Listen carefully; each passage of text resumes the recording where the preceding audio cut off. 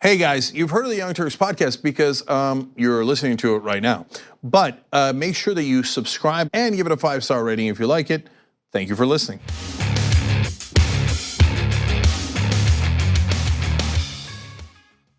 Drop it.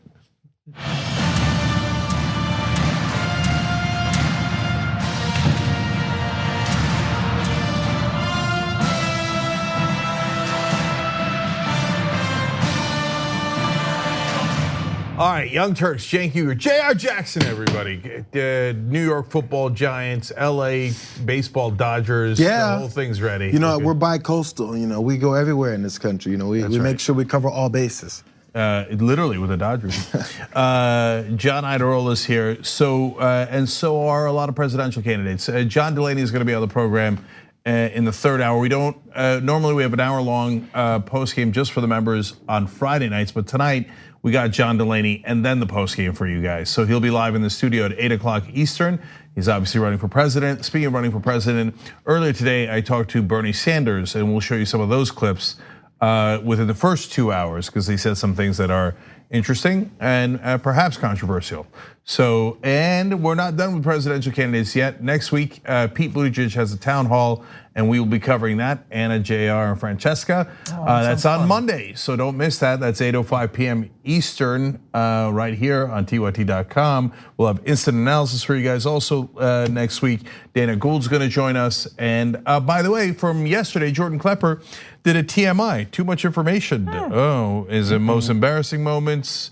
Best moments, worst moments of his life, and apparently it was a doozy, but they all are. I mean, so was Meadows and so was Matt Walsh's, etc. Members get those, tyt.com/trial. Now you can actually rip us off. You can just go become a member, try it for a week free, watch all the TMIs, bunch of old schools, etc., and then leave. But don't do that. Just look around, see if you like it. If you like it, stay. So anyways, we got a ton of show for you guys. Like I said, Bernie, Elizabeth Warren, Nancy Pelosi, went on Jimmy Kimmel. I'm gonna shred her totally nonsensical arguments. Cenk Uygur, known for his political acumen, not known for his selling tactics to TYT membership. I know, right? Go ahead and rip us off. We're the most honest show in America, and you know it. Probably more than we should be. Yes, indeed. Oh, actually, just speaking of which, really fast. So I am not going to be here all next week. I'm going to finally be out. But you might know I'm the host of The Damage Report. There's probably at least some of you out there that like the idea of The Damage Report, you know, bringing on activists and educators and authors and all that, but hate me for whatever reason. Well, this is the week for you. Because you can tune in all next week and you're gonna have shows led by Brooke and Anna Kasparian. Ida's gonna be there, JR, Francesca, Brett, a bunch of people, not any of me. You won't see me at all, so take a look next week, Damage Report. Yeah, on Twitter, I just saw a ranking where I was ranked the 9th best Young Turks host, and John was 10th. So if you're in that camp, you're gonna love next week. Exactly. And of course, guys, June 8th, huge rally in Iowa, Des Moines. I need you there, tyt.com/rally. And on the 9th, we're gonna go to Cedar Rapids. So it's gonna be a hell of a weekend for progressives. The revolution begins. We're calling it Revolution Rally. You'll see why when you get there. All right, John, let's get started. Okay, let's talk about the news. Donald Trump has announced a new round of tariffs, not against China this time. Now it's going to be against Mexico. And there is a very real chance, I want you to bear in mind, that all of this is designed to distract you from what Robert Mueller revealed earlier this week, but that's where we're at as a country. So let's talk about these tariffs and what effect they could possibly have on the US economy and US workers. He initially tweeted, on June 10th, the United States will impose a 5% tariff on all goods coming into our country from Mexico until such time as illegal migrants coming through Mexico and into our capital country stop. The tariff, again capitalized, will gradually increase until the illegal immigration problem is remedied. So that seems reasonable. He'll just do the tariff until there's no undocumented immigration. We should get this wrapped up by mid next month. So no, not mid next month. Before June 10th. So we've got about 10 days. Ideally before that, yes. So if we could crank it out, that'd be good. So that's 5%. In a presidential statement that followed, he said that tariffs would be raised to 10% on July 1st if the crisis persists. and then by an additional 5% each month for 3 months. They would remain at 25% until Mexico acted, he said. Now, bear in mind, I don't think that a lot of Americans necessarily think about the trading relationship between the United States and Mexico, but it's a pretty significant and important one for our country as well as Mexico. Mexico is Washington's largest trading partner, sending across the border items like tomatoes, cars, and rugs. Mexico sent the United States $346.5 billion of goods last year, meaning that a 5% tariffs on those products would amount to a tax increase of more than $17 billion. Most of those costs would then be passed on to businesses and consumers. That, for whatever reason, always gets left out of these conversations, but that tariff is not a tax on Mexico. It is a tax on me and Cenk and JR and you. Well, don't encourage him. If you put it that way, he'll like it. So yes, Donald Trump to this day does not understand that concept. He keeps saying that China and now Mexico will have to pay the tariffs. That is literally not how they work. The companies that are getting those goods are the ones that pay them, American companies. So last night, this story broke right after the first 2 hours of the show. So on the third hour, I gave you a quick summary of it, and then I gave you my least bold prediction of all time, that the market would crash today, and of course it did. So GM stock collapsed. They're like, we make all our cars in Mexico. So now we have a giant tariff that we have to pay, so we're gonna make less money. Of course the value of our stock's gonna go down. And so, look, there's one of two ways that this goes. Trump digs in and goes, nope, I'm not moving, I don't care what happens. And the market goes down and down and down. And then, by the way, in the midst of that, what will happen is Nancy Pelosi will all of a sudden find her backbone. Because all of a sudden the donors will call her up, impeach, go ahead and impeach right now. So if he really keeps going by July, not July, no way, June 9th, 10th, 11th, 12th, some in that window somewhere, Pelosi will be like, yeah, impeach, I got the call from the donors. Now she'll never say that, okay? It depends on how much the market crashes. Or at some point, everybody will pull Trump aside and go, look, we told you not to do this. You said it wouldn't be a problem. The markets are bleeding out. And markets are like ratings, Donald. You don't want your ratings to go down. Oh, wait a minute. Now remember, he backpedals all the time. He earlier said he was gonna close the border completely. And the markets were like, right? And he's like, yeah, I didn't mean it. I don't want my, I don't want my ratings to go down. So we'll see if he actually means it. And by the way, and I went on CNBC, not a place I normally go, and I think that their economic point of view is very conservative, but it is interesting to see how they are reacting to it. And they had an article about whether the markets ever believe anything Trump says, because he's so unreliable, and at least businessmen have enough sense to know that he is a pathological liar. So they're like, we're gonna have to see. We'll believe it when we see it, but they've begun to believe it. Yeah, when it comes to people's money, they understand what's happening. If we understand it, they understand it. It's a pattern and we know how it works. As you point out, you alluded to already, Cenk, this is something he'll backpedal on, or at least, as we already know, a lot of times when you're gonna throw out some trade wars with another country, that first off, you're trying to set up some kind of trading partnership all of North America, which is similar to NAFTA, but completely different than NAFTA, because NAFTA was a disaster until NAFTA wasn't a disaster until I called it something else, and it's mostly NAFTA anyway. Totally. So with that pattern, usually these types of things happen if it's a trading violation other countries have. When it's not, there's gonna be battles in court, which he wouldn't necessarily know because he loses those. But people around him would know, and like, fine, you can say this nonsense, we'll move on past it, and people will forget. But the red meat on Friday that you threw out there, at least Thursday night you threw out there to your supporters, that sticks to their rib cage, and they remember that you still hate immigrants. Yeah. And so let's talk about how significant this could be. You alluded to, obviously, some of the car companies very worried about this. I saw one estimate that GM could lose $6.3 billion, Ford $3.3 billion, just as a result of this change. And again, like, it's not like Mexico has to cut us a check for the tariffs. The prices are higher. Presumably people might buy less stuff abroad. That's one of the supposed effects of this that goes into making them. But if you do, you'll just be paying more, and let's talk then about what you might be paying. So passing the costs on to consumers would raise the price of vehicles roughly $2,400 for GM, $2,200 for FCA, and $1,600 for Ford, according to Deutsche Bank. Factoring in foreign brands, the average consumer price increase is calculated at $1,300 per vehicle. So oddly, with his America First policy, you're paying more no matter what, but if it's an American car, you're definitely paying a lot more. And obviously, if the whole car is being manufactured there, put together there and then shipped back, you're gonna pay on that. But Mexico produces tons of the parts that go into products that are manufactured in the US. And so even if the plant for the final product is not in Mexico, you might still end up paying more just because the parts needed to make it come from Mexico. There's American plants in other countries? Exactly, it turns out. And so yeah, it's gonna cost the businesses a lot of money. It's gonna cost you a lot of money for the products that you still wanna get out of Mexico.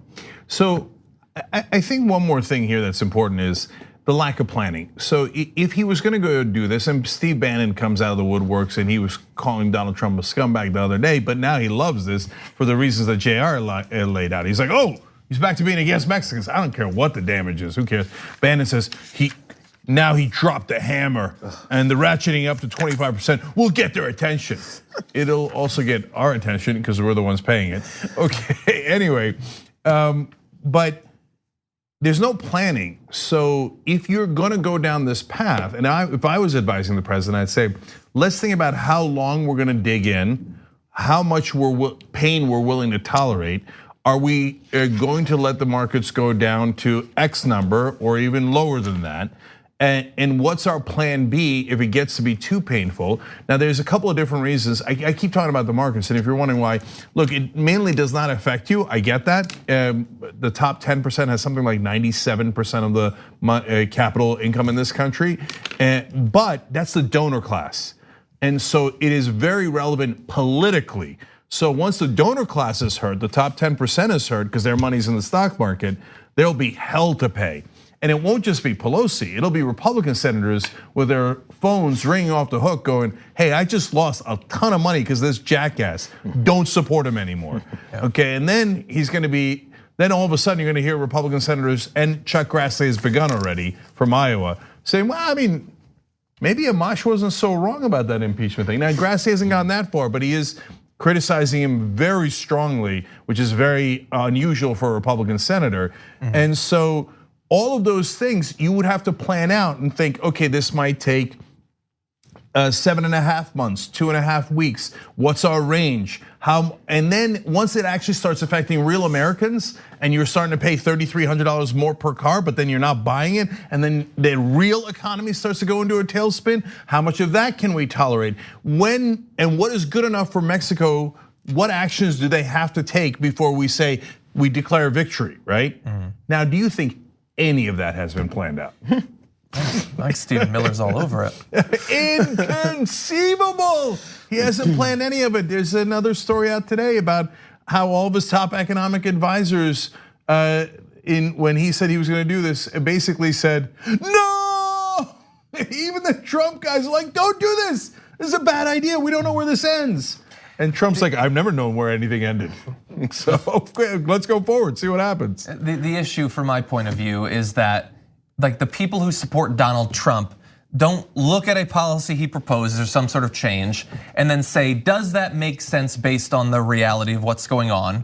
And let's watch it for a while and see what effect it has. And I'm going to use that to adjust how I evaluate Donald Trump.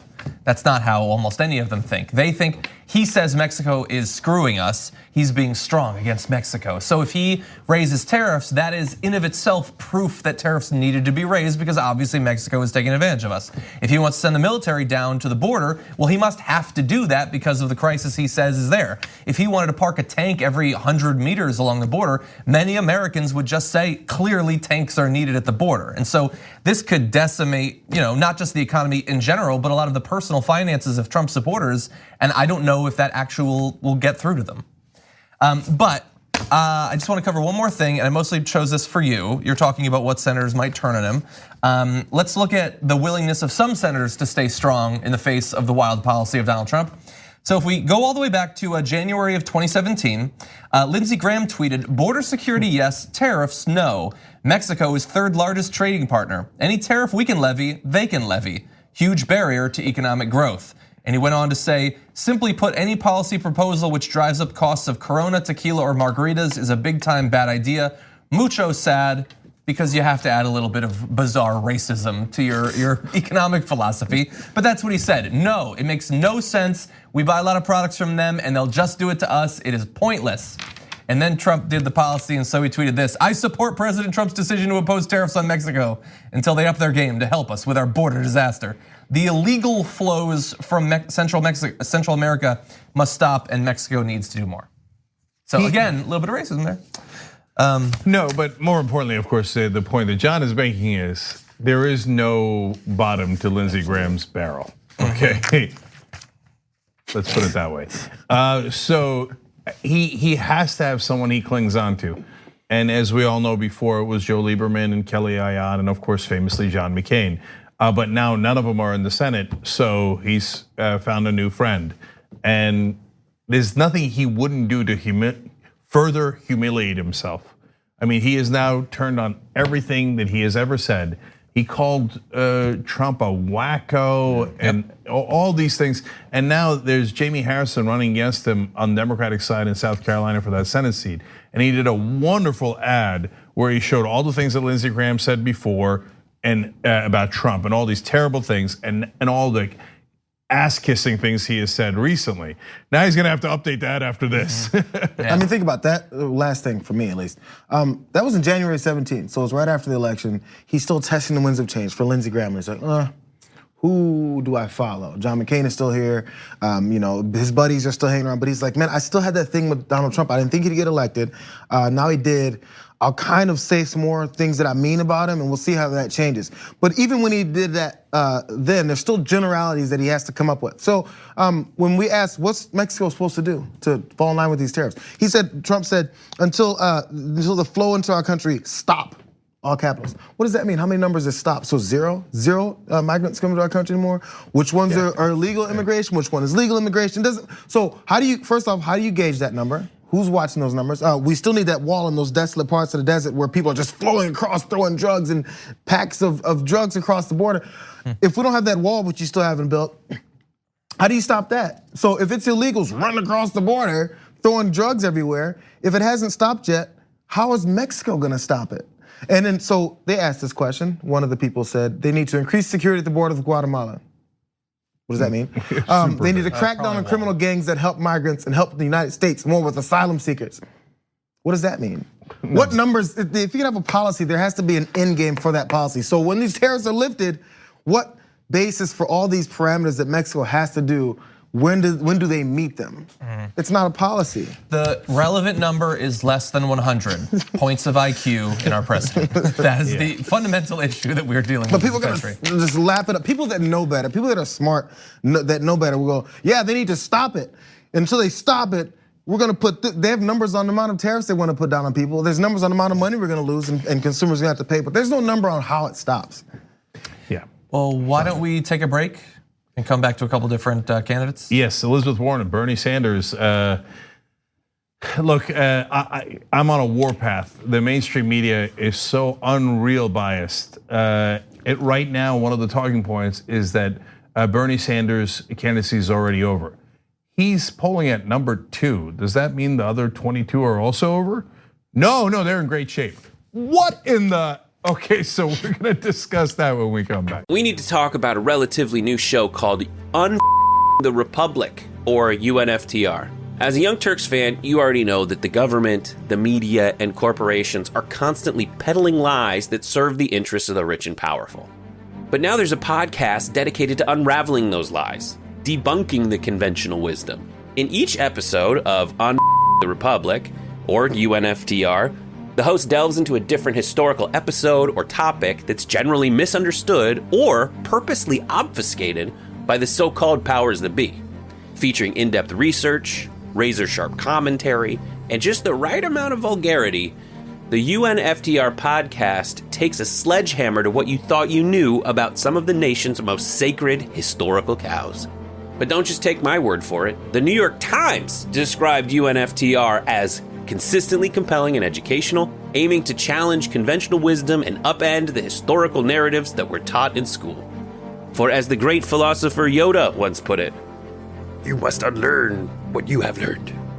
And that's true whether you're in Jedi training or you're uprooting and exposing all the propaganda and disinformation you've been fed over the course of your lifetime. So search for UNFTR in your podcast app today and get ready to get informed, angered, and entertained all at the same time.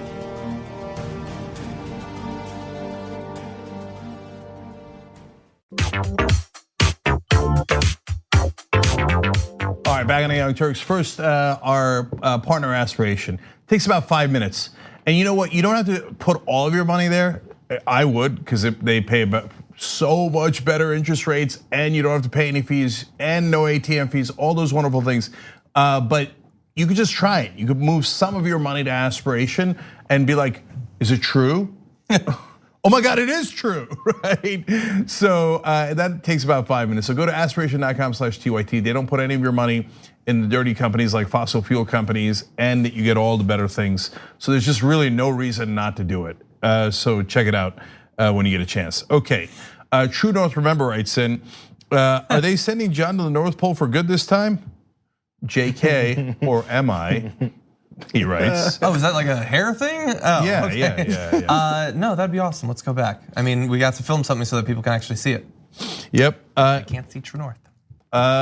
Okay, that's another issue. Anyway, Emilio D'Amelio writes in, John, you are so thick.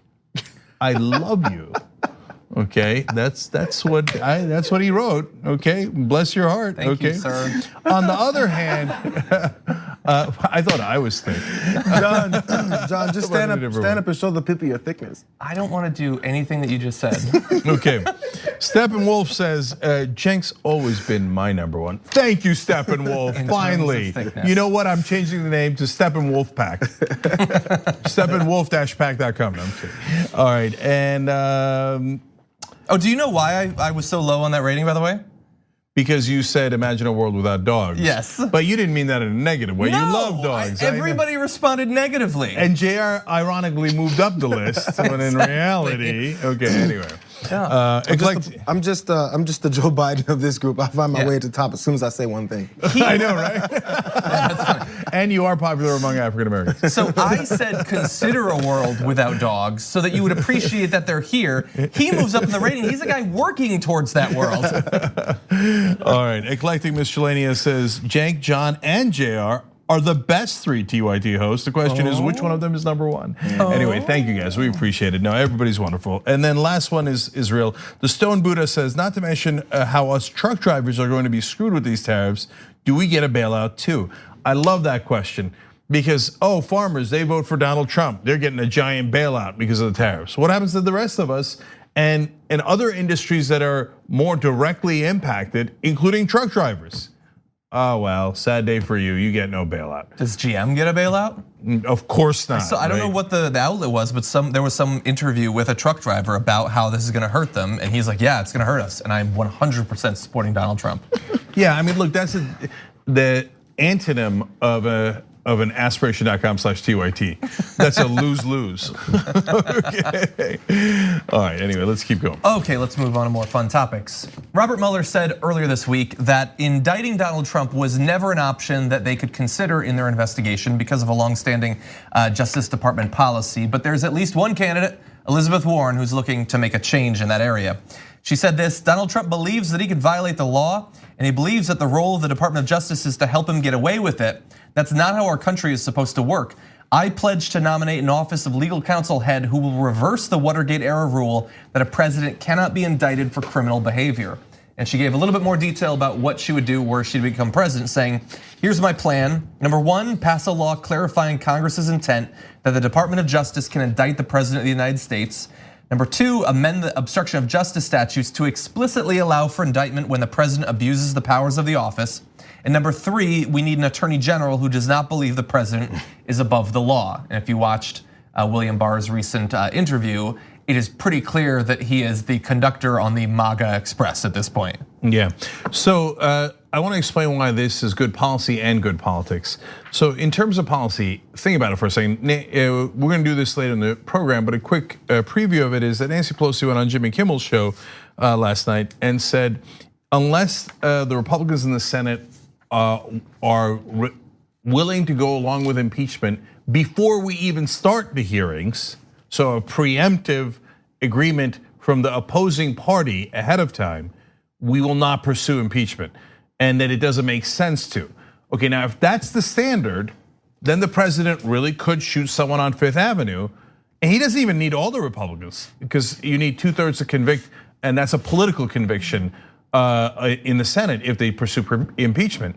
So if just a small group of Republican senators say, yeah, no, that's okay, the president can murder someone, then right now, as things stand, because of the Office of Legal Counsel, you can't indict a sitting president. So there would be no legal consequence and there'd be no political consequence. And so he'd get away with it.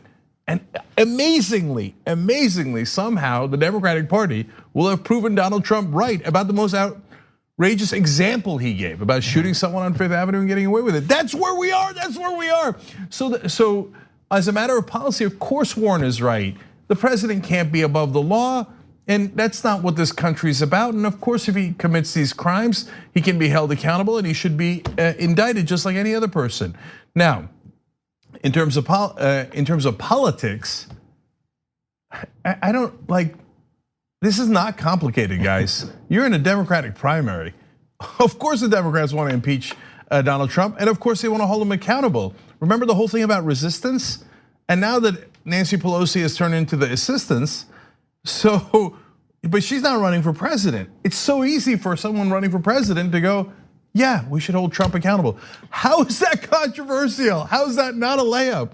So Elizabeth Warren's like, all right, if all you guys are sitting around doing nothing, I'll take the ball and run. It's not that complicated. Yeah, we've been talking about impeachment and everything, and to a degree, I understand the reason why Democrats don't want the American people to be against what they're doing, because they'll get mischaracterized, as it always happens, and they always lose that argument. It's weird how that happens.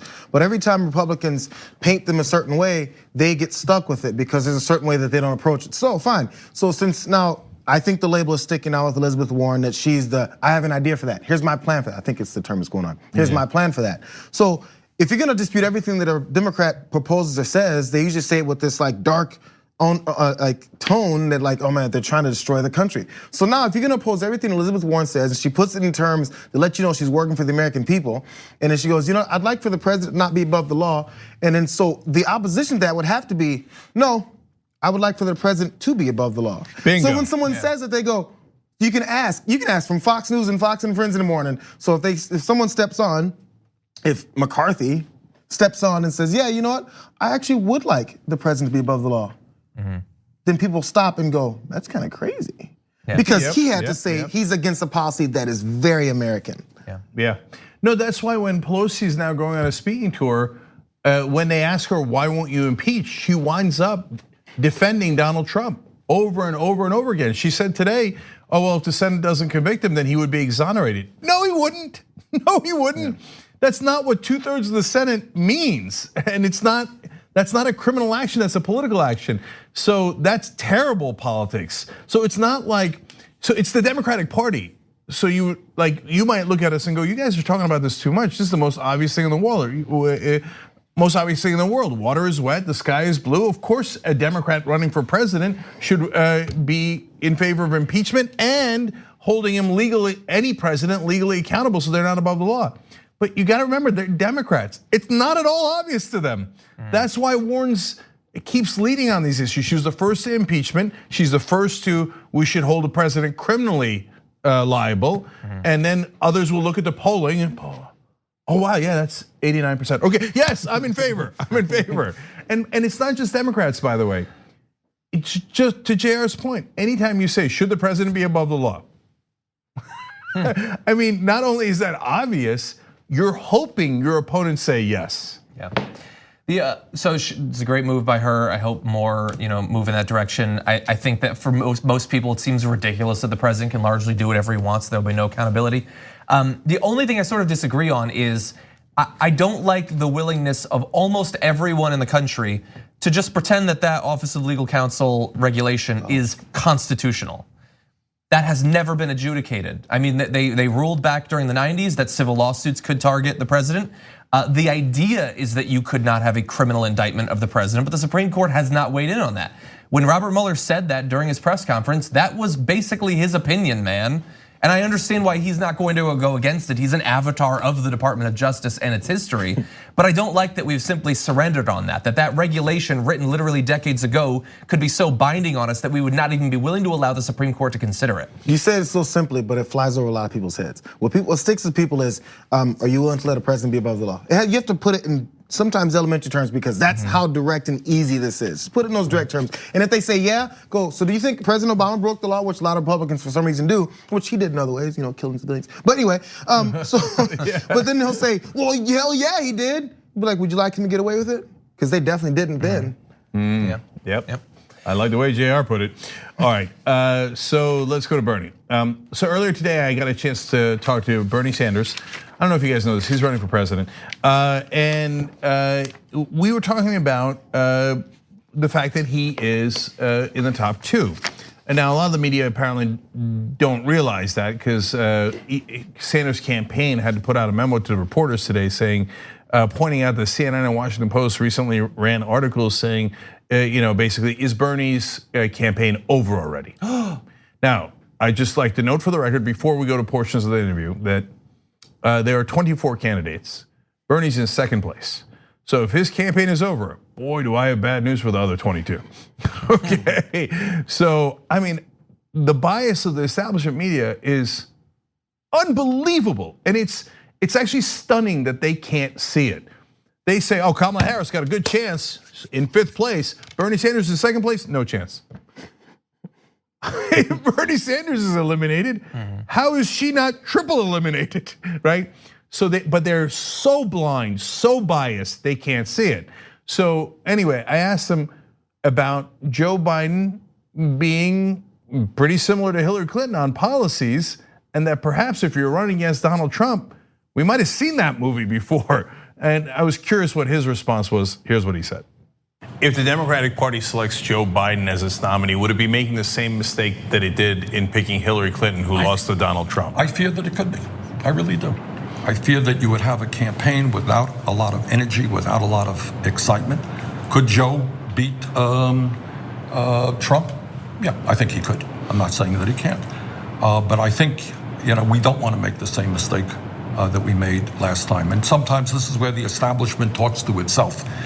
I think that what the American people want right now is not only defeating Donald Trump, they want a candidate to speak to the pain that millions of people are feeling right now, and to get those people involved in the political process to stand up and fight back so that we can improve the lives of all people in this country. I don't know if the rest of the media will find that controversial.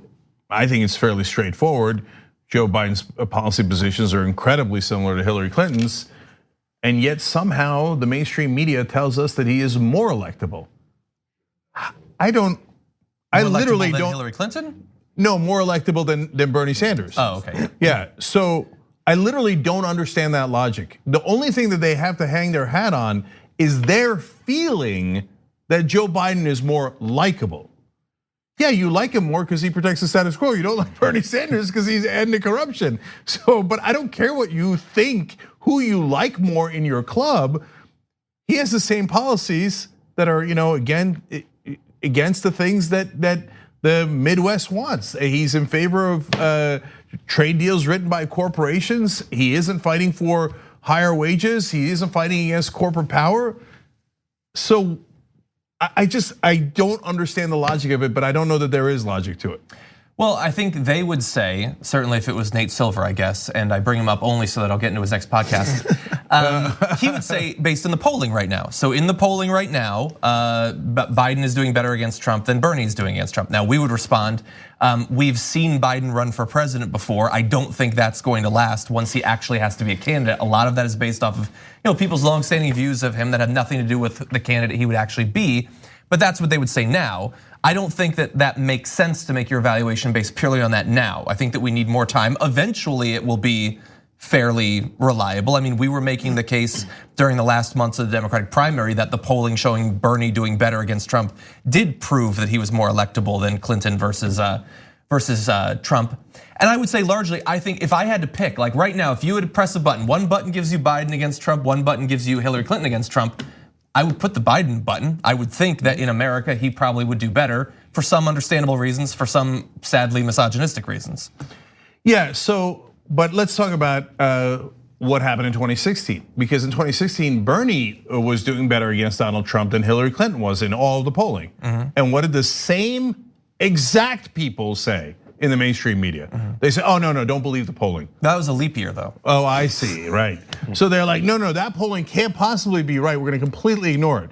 Now, when you have a little bit of data to the other side, they're like, that's it, the polling, that's what it is, right? Well, and of course, we're talking about polling with Bernie Sanders doing better against Clinton. That is far closer to the actual election day than the polling we're talking about now with Biden.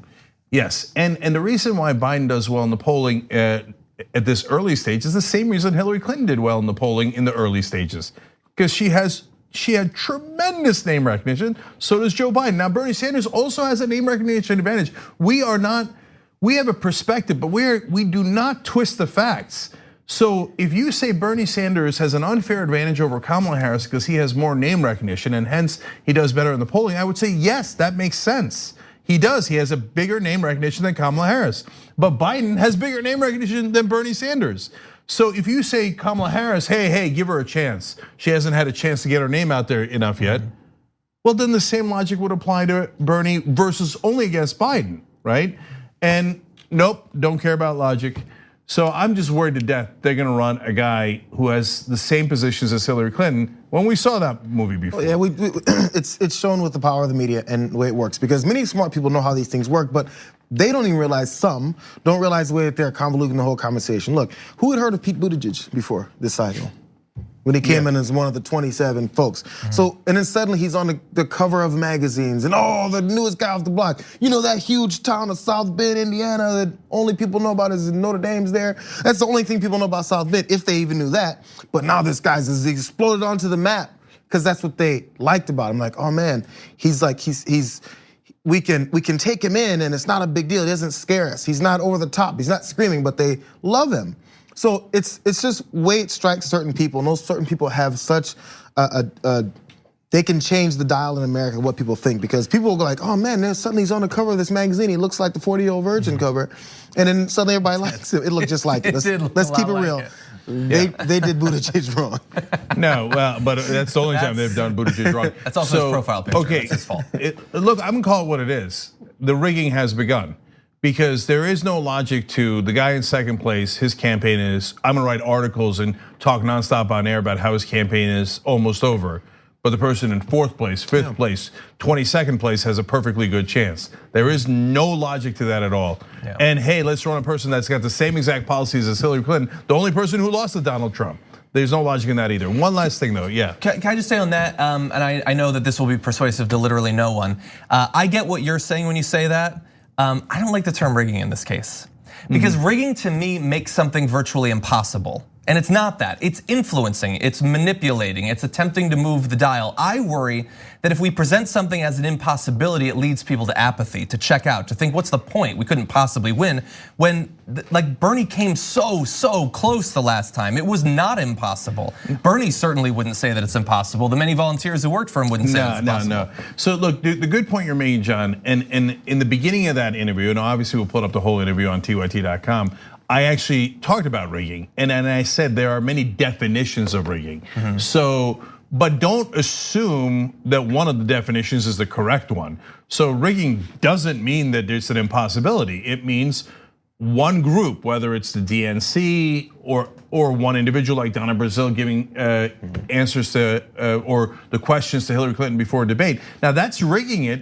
That didn't mean that they didn't have the debate or that Bernie couldn't win the debate. It just means that she rigged the debate in Hillary Clinton's favor. I guess I would just want to know what people think of. How much of an influence do people think it has to have for it to be considered rigging? Okay, now so that's a great question, because I think that the mainstream media has an enormous influence, way more than the DNC, way more than the Russians, way more than almost any other factor. They gave Trump a couple of $1 billion in free media coverage. So right now they're talking about, oh, Buttigieg speaks 7 languages, he plays the piano, he's unbelievable. Biden, what a likable guy. What a swell guy Joe Biden is. Bernie Sanders is already finished. Bernie Sanders is a millionaire. Bernie Sanders didn't agree to death squads in Nicaragua or El Salvador. Now you're telling me that that isn't going to influence people? And they say with a straight face, no, we're covering him equal. Oh, get the. Nobody believes that. You don't even believe that. Again, let me be clear. I am not saying there's not an influence. Obviously there is. I'm just saying we need to be careful with our language because we can put something out there and mean a specific thing. But once it's out there, people just use it. And I have noticed that terminology starts to get looser and looser and looser as more people use it and more time goes by. Words are drained of every ounce of meaning once they're released into the wild. Yeah, but but I'm saying this word on purpose. Okay. Because the mainstream media is incredibly biased, and they say, no, my perspective is the correct perspective. And if you're outside of that, then you're biased. And yet they cannot see that that is the deepest bias you could possibly have. My perspective is privileged, and I will enforce it upon everyone. But yet you don't get to call me biased. Well, that is how you rig a system. And in fact, they did this last time in 2016. And CNN was good enough to have me on to explain it. On Brian Stelter's program, I said, you said the superdelegates voted when they didn't vote. You put it out right up on the beginning and said, Hillary Clinton has a 99% lead before there was a single vote. That's how you rig something, because your perspective is the establishment is correct and Bernie Sanders should never be president. So they're doing it right in front of our eyes. So one more thing about this though, there was a follow-up question because Naomi Klein, she had this great line, she always does. And when she was on here, look, I agree with her, but it rocked my world the way that she framed it. Talking about if we just get rid of Trump and hey, Hillary's back or Biden is in charge or someone who promises no change at all is in charge, we're back to a system so terrible that it produced Donald Trump. So I asked Bernie Sanders about that. Naomi Klein once said on the Young Turks, if we just get rid of Trump, we'll be back to a situation that was so bad it created Trump. She's exactly right. That's exactly the point. And that is, look, we all want to beat the worst president in American history. No ifs, buts, and maybes about it. And I will support, if I lose this thing, I will be there doing everything I can to defeat Trump. But you want to address the reasons why Trump got elected in the first place. What was that? It's because for too long, the Democratic establishment has ignored the needs of working people all over this country. People work longer hours for low wages. 40 million people living in poverty. The only major country not to guarantee health care to all people is a right. A vigorous effort to combat climate change, dealing with criminal justice reform, immigration reform. Those are issues that are not only the major issues facing this country, income and wealth inequality. How do you not talk about that? We have got to talk about that because it's the right thing to do and it's the way you win an election. And to the core of that point, look, wages have been stagnant for 40 years. If Biden runs a campaign just like Hillary saying, no, everything's great, let's just go back to quote unquote normal, that is not a winning strategy. So the winning strategy is, no, you're getting screwed and you're right. Your wages have not moved at all. And I'm actually going to change that for the better. People are so afraid of him winning again, that being Trump, that it's instead of doing something about the damage, there's like, or doing something to change and prevent the damage, it's like, let's just stop the bleeding. And that's going back to what we did before. We're bleeding because he's even worse, but let's just go back to having a cast. And that was one of the things I was saying before Trump won the first time, that if you put someone that horrendous into power, people are not gonna be demanding a revolution necessarily. They're gonna be demanding an end to the pain. Now, hopefully that won't be the case, but that was my fear then. And based on the polls, because I can't come up with a much better explanation for why Biden is doing as well as he is, people seem to want to go back to the relative pain and bad situation that at least didn't have Donald Trump. That's my fear. If we were the mainstream media, we'd say, Biden's already eliminated. Well, if Bernie's eliminated by being in second, if success is so bad, then Biden's twice as screwed as Bernie.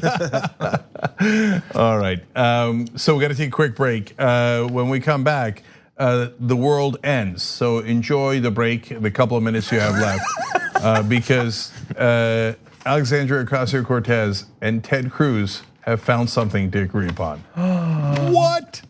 We'll do that when we return. At TYT, we frequently talk about all the ways that big tech companies are taking control of our online lives, constantly monitoring us and storing and selling our data. But that doesn't mean we have to let them. It's possible to stay anonymous online and hide your data from the prying eyes of big tech. And one of the best ways is with ExpressVPN. ExpressVPN hides your IP address, making your activity more difficult to trace and sell to advertisers. ExpressVPN also encrypts 100% of your network data to protect you from eavesdroppers and cyber criminals. And it's also easy to install. A single mouse click protects all your devices. But listen, guys, this is important. ExpressVPN is rated #1 by CNET and Wired magazine. So take back control of your life online and secure your data with a top VPN solution available, ExpressVPN. And if you go to expressvpn.com/TYT, you can get 3 extra months for free with this exclusive link just for TYT fans. That's expressvpn.com/TYT. Check it out today.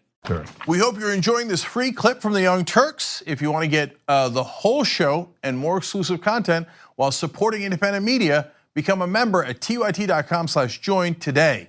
In the meantime, enjoy this free segment. All right, back on the Young Turks. The Mad Lib writes in on Twitter, the president that's above the law is not a president, that's a dictator.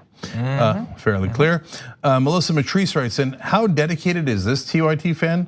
I'm scheduling my ER trip around today's show. Oh my God. No worries, I'm a professional sickie, but you are my reason for not going now. Okay. I just want to make sure you're all right, okay? We don't have a great healthcare system in this country, all right? Make sure you take care of yourself. And besides which, you can just get the app and then take the show with you and watch it live. I'm not saying anything, I'm just saying. Speaking of which, by the way, the Bernie Sanders interview will be put up later today and on tyt.com and also in the apps, obviously, under special coverage, okay? So check out special coverage for the Bernie Sanders interview that I did today. And then last thing here, because I want to address this, Cognosco this in the members section says, Cenk, the American electorate is obviously more centrist than you make them out to be. Either that or all the polls are lying or just statistically invalid. No. I know it's a very big issue. Let me try to do it as quickly as I can. No, if you look at the polling based on the policies, the American electorate is very left wing. Okay, there's no question about that. And when you look at the polling usually done, certainly in 2016, there's a little bit of a difference here in 2019, as John pointed out earlier. They still prefer progressive candidates, populist candidates, to so-called centrist Democratic candidates. The only polling that you're referring to is of Democratic primary voters. And why? Why do they prefer centrists? Because every single day, all of television and all of the print media tell them centrist is more likely to win. Centrist is more likely to win. Trump, we got to take out Trump. Centrist is more likely to win.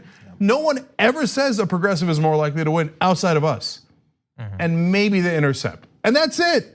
So if you're bombarded with that and you're dying to get Trump out of office, you're going to say, oh well, I guess yeah, I'm going to go Biden. Centrist is more likely to win. That's why I say the mainstream media is rigging this election. All right, but we covered that already. Let's go to the next slide. Okay, let's talk about something fun or bizarre or both. In the most ambitious crossover event of the year, Representative Alexandria Ocasio-Cortez and Senator Ted Cruz might be working together on a new plan to stop former members of Congress from becoming lobbyists ever. And so this is obviously weird. We don't normally do this sort of coverage of them working together. So let's walk you through how we got here. AOC, as she often does, did a tweet thread about an important issue going into great detail. And she said, if you're a member of Congress and leave, you shouldn't be allowed to turn right around and leverage your service for a lobbyist check. I don't think it should be legal at all to become a corporate lobbyist if you've served in Congress. At minimum, there should be a long wait period. Keeping it real, the elephant in the room with passing a lobbying ban on members requires a nearly impossible discussion about congressional pay. It is understandably unpopular to discuss giving Congress any raises or perks, and because of that, there's incentive to keep money loopholes open. And she gives a few examples, I'll read just one. For example, members of Congress have strict restrictions that most of the public don't have. One case, because of our jobs, we have to have 2 residences and pay for it out of pocket, but we're banned from writing it off as a work expense. Boo-hoo, right? Well, that incentivizes loopholes. And so she had tweeted a little bit more, but that was enough. For Ted Cruz to tweet this, here's something I don't often say. On this point, I agree with AOC. Indeed, I have long called for a lifetime ban on former members of Congress becoming lobbyists. The swamp would hate it, but perhaps a chance for some bipartisan cooperation. And AOC, she likes the sound of this, but she also knows that Ted Cruz is a literal snake in human form, or roughly human form. So she said, Ted Cruz, if you're serious about a clean bill, then I'm down. Let's make a deal. If we can agree on a bill with no partisan snuck-in clauses, no poison pills, etc., just a straight, clean ban on members of Congress becoming paid lobbyists, then I'll co-lead the bill with you. To which he responded, you're on. Wow.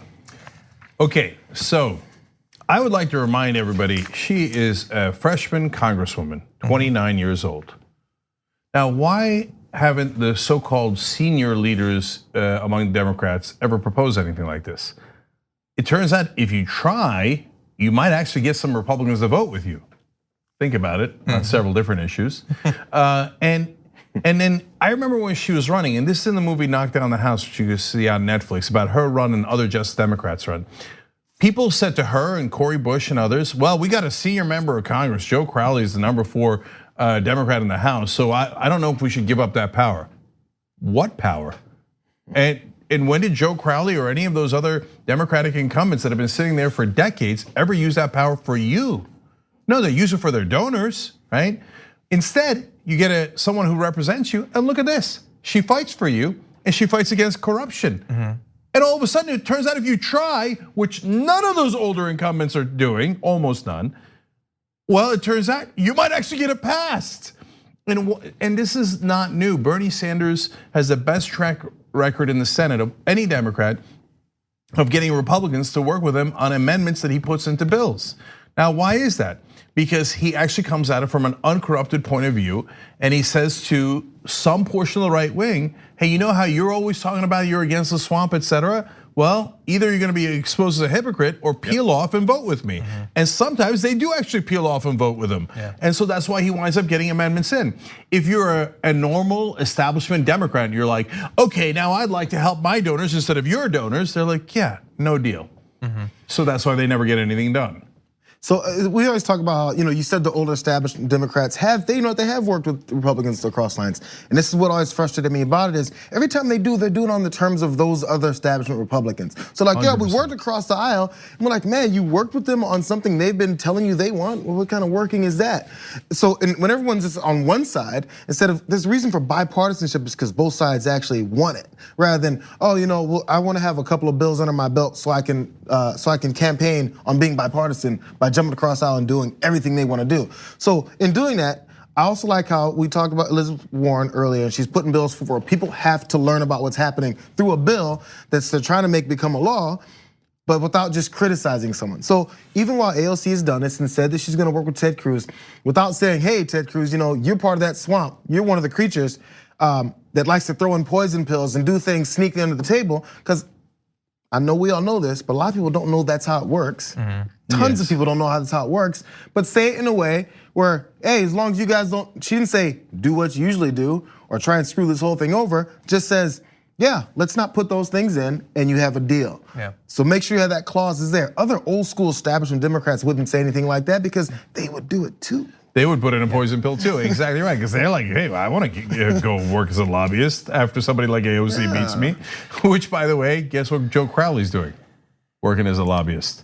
Including, sorry. 60% of former members of Congress are now lobbyists. 60%. They're looking forward because you know why? It's a huge paycheck. That's why she's like, look, if you actually increase the salary of Congress, it wouldn't be as much of an incentive to go sell out. I would do that in a second. People always like over obsessed with like, oh no, politicians are getting paid too much. Or in public financing of elections, oh, well, we're supposed to pay for the politicians to run for office. If you don't, then Sheldon Adelson does and the Koch brothers do it. If you're a right winger, George Soros does. And then they work for them and not us. And they give them trillions of dollars. That's much more expensive. I get what you're saying. I think mainly what the money they're being given is for their campaigns, which even if they had millions more dollars, they wouldn't want to self-fund. And the thing is, a lot of these congressmen, let alone the senators, are millionaires. Like they're not struggling like AOC to get by. I'm not saying that she's wrong, and perhaps changing some of those loopholes and stuff is important, but a lot of them have some money. And I don't want to be a Debbie Downer on this, Maybe Ted Cruz, like he's occasionally pissed off his own party in the past. He's been willing to do that. But I mean, the same guy who's like running and begging Sheldon Adelson or whoever for money during the last election, that like, I don't know how authentic. Like he doesn't want to become a lobbyist after he gets, eventually booted out of his spot in the Senate in Texas. I don't care. I don't care. No, I know. I'm just saying, like, try for it. Try for it. And there are others. Michael Bennet, who's running for president, he's in support of this. There are other senators and congressmen, both on the Republican and Democratic side. I just don't know for sure that Ted Cruz would go the full way. Yeah, and I want to be super clear. I ain't raising no congressman's salary or senator's salary unless they say we're gonna ban all of them from being lobbyists, okay? We're not gonna just raise it randomly, hell no, right? And so finally, so should you be for bipartisanship or not? Understand that question makes no sense, okay? But the mainstream media, they don't have to make sense. They're always like, oh, bipartisanship is great, bipartisanship. Well, what are we working on, brother? Doesn't that matter? So to JR's point, if you say, hey, it's great when Democrats vote with Republicans for the Iraq war, I say, no, not so great. Oh, it's great when they work together to get pass the tax cuts, which they did under George W. Bush, not under Trump, but they did under Bush. No, not great. That's terrible bipartisanship. Both sides want to cut Social Security. Terrible bipartisanship, right? But if you're working together to make sure that our representatives are less corrupt, take yes for an answer. Yeah.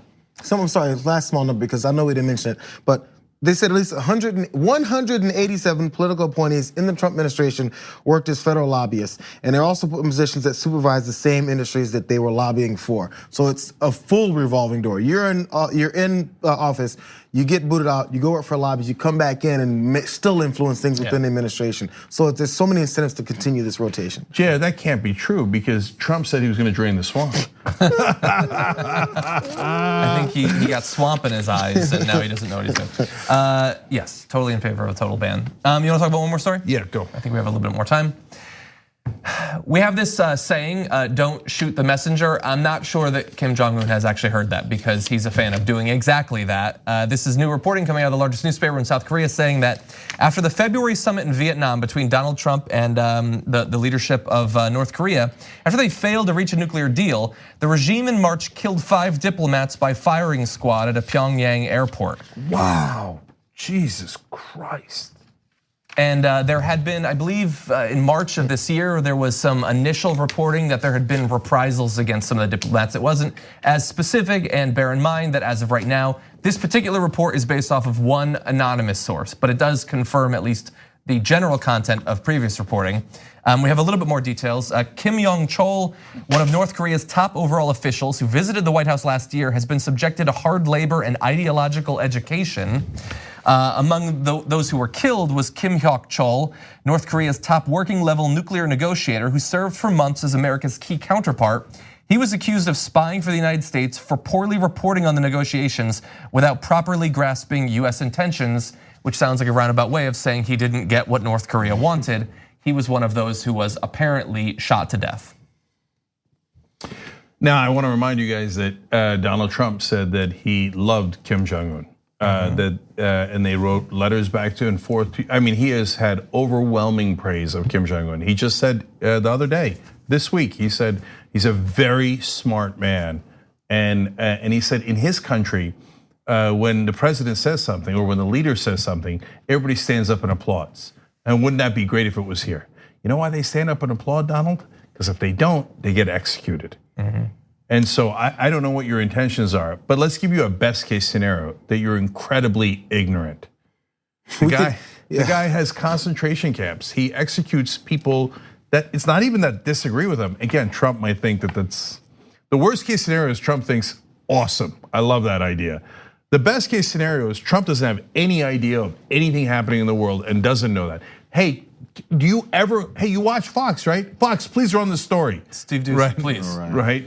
Well, they don't want to. Trump obviously loves them. But to John's point about how there's one source with this. It's reported by one particular person. So there has been several senior officials that have said that they've reappeared after it was considered to possibly have been executed for whatever random reasons. But that's a fact.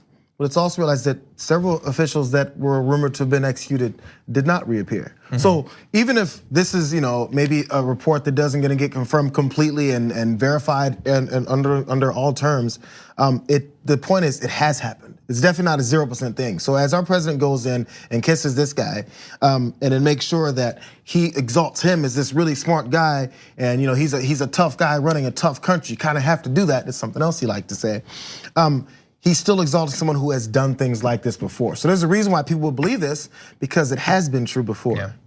And so as to the earlier reporting, not this particular report, but earlier reporting that there had been these reprisals, asked by ABC News about those reports back on the 5th of May, Secretary of State Mike Pompeo smiled as he said, quote, "It does appear that the next time we have serious conversations that my counterpart will be someone else." Jesus. That is ghoulish. That is dark. Not something I smile over. By the way, North Korea is demanding that Pompeo be replaced. I don't know by what they mean by replace, but that's not what we do, okay? And so I don't know if Trump will give in to their demands, because he seems to give in to all their demands. And I wasn't joking. The quote from Donald Trump about Kim Jong-un was, "We fell in love." That's a direct quote. So and earlier in the week again, when they fired off missiles, and his intelligence officials told him the North Koreans have fired off missiles, and he said, "No, they haven't." And he went on Twitter and said no. And then he laughed with Kim Jong-un about how Joe Biden was low IQ. I mean, get a load of that irony. And so not only is it against American interests to laugh along with a dictator as he criticizes one of our vice presidents, but the fact that he understands nothing at all about what kind of a monster Kim Jong-un is. Or again, the other scenario is worse. He does understand what kind of a monster Kim Jong-un thinks, oh, that's awesome. Yeah. Sadly, this North Korean official that was potentially murdered for not getting information out of Donald Trump, it's sad because he couldn't find any. Yeah. I want to read one more. Right. They're like, hey, can you get some intelligence from Donald Trump? Really? That's the standard? I'm toast. I'm dead. He sends back these reports that Donald Trump keeps changing his mind, and they're like, this can't possibly be true.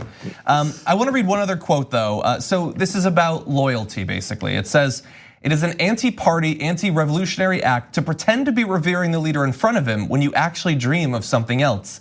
There are traitors and turncoats who only memorize words of loyalty towards the leader and even change according to the trend of the time."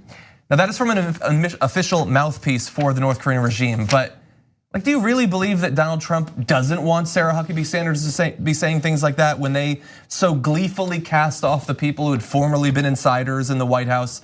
Look at how he talked about Rex Tillerson or Steve Bannon. All of these people, as soon as they are no longer in his good graces, is it really fundamentally different language that they're using? No, I thought you were going to say it's the same. Donald Trump talks about traitors all the time. He says, and rats. And he says he wants to round up the traitors who committed treason against him by daring to investigate and question the dear leader. Look, the parallels are haunting, and I guess that's why it makes sense that he fell in love with Kim Jong-un. And if you're not freaked out by that, there's something wrong with you. Doesn't mean you can't do a peace deal with monsters, but you shouldn't go around celebrating who they are, what they've done, and tell us how in love you are with them as they're going around murdering people in their own regime. And remember, Kim Jong-un also murdered his half-brother, and legitimate reports out that murdered several ex-girlfriends after he took power. Also an uncle. Yeah. Okay. All right, we got to go. We got a great second hour coming up for you guys. Everybody check out Damage Report. Actually, JR will be on next week, so check him out there. And we'll be right back. Thanks for listening to the full episode of The Young Turks. Support our work, listen ad-free, access members-only bonus content, and more by subscribing to Apple Podcasts at apple.co/TYT. I'm your host, Cenk Uygur, and I'll see you soon.